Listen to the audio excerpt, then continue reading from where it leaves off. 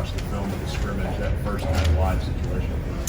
I was pleased with the energy and kind of just thought we were efficient. You know, I thought especially that first huddle, they were good getting in and out of the huddle.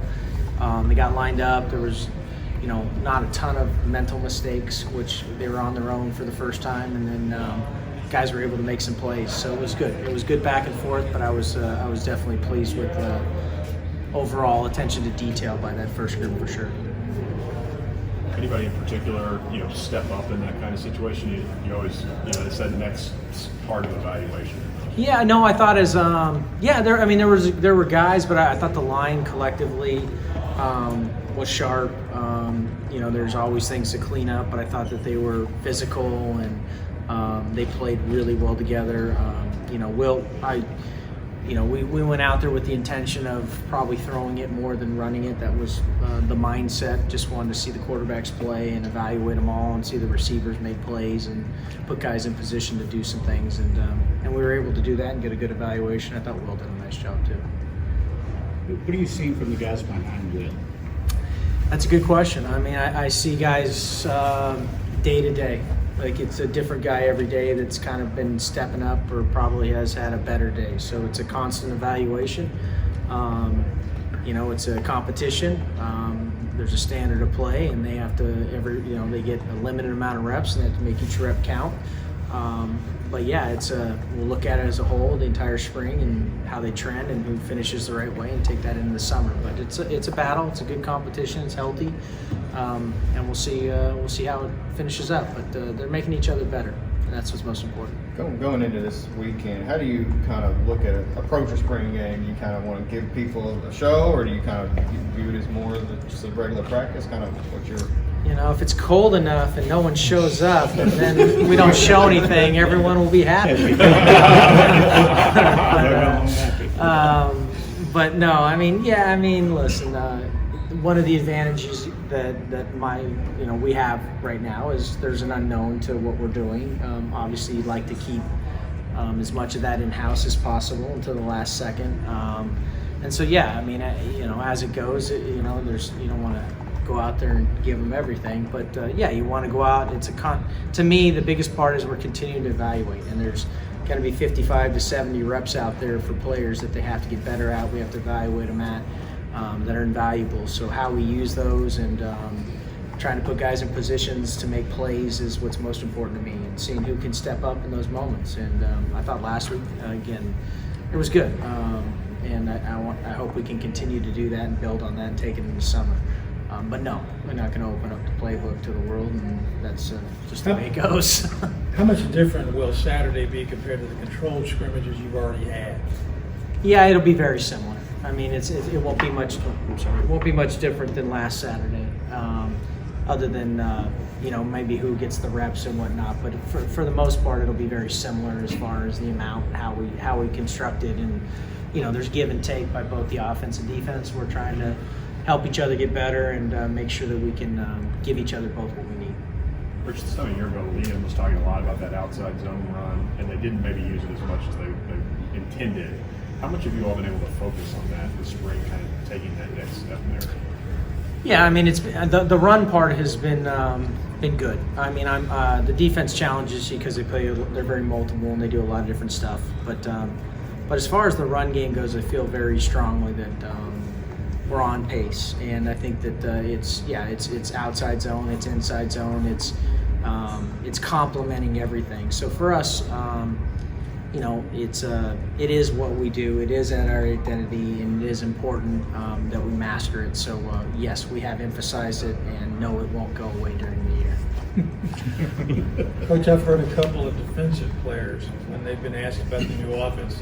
They both say, "This offense is crazy, man." I mean, why would a defender say that? And they said it in a good way. No. But what's your reaction to that kind of stuff? Yeah, I mean, honestly, I think that at the core of the offense, you're just trying to put defenders in conflict. So the whole goal is, can you make everything look the same, whether it's a run or a pass, a play action, a naked, or the run? And can the formation look the same? Can the pad level of your players look the same? Can the quarterback's ball handling? We practice that way, we script that way, we game plan that way. And so, everything is packaged in that way. And so if we're doing our job and we're doing it right, it's to the defense. Hopefully they can't tell whether when the line comes off the ball, whether it's a run or pass. And if we're doing a good job and they think that's crazy, I'm happy. So I'll buy it. But that's the goal. And they challenge us every day. They're well coached and they do a lot of stuff on defense. It's more than we'll see during the season. So it does prepare us in a lot of ways. What's the flip side of that from a defensive perspective? What have people tried to do to put what you're doing in conflict? Yeah, it's a good question. I mean, I wouldn't want to give everything away there, but I would tell you that the NFL, let's just say what we saw in 2015 to what Atlanta saw in 16 when they were one of the most best offenses in the history of the NFL to what happens today.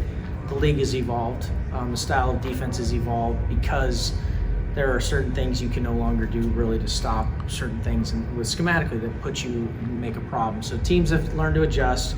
It's part of why we talked about it before, kind of Brad's defense is kind of in vogue, the kind of the coverage schemes on the back end because you have to negate the big plays, and if you don't do that a certain way with your coverage and the way your safeties play, it's very difficult to stop explosives down the field, which on every play we're trying to score on every play. That's our mindset.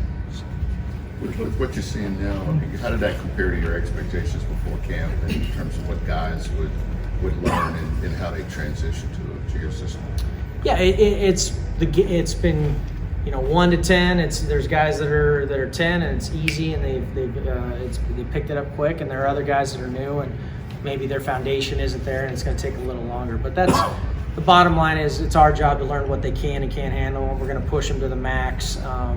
And I've been very pleased. In the end, if you have a quarterback that has the mental capability to handle a lot, a center like Eli that can handle a lot, I think that they can steer the ship and they can bring others along, and it helps them, flow in your system a little easier. And I've been pleased though. We have, coaches done a great job. We've recruited some really smart football players. There's talent, but there's some really smart football IQ guys, and that we need that. Our system is not easy in that way. You got to have some ability to learn to be able to play for us.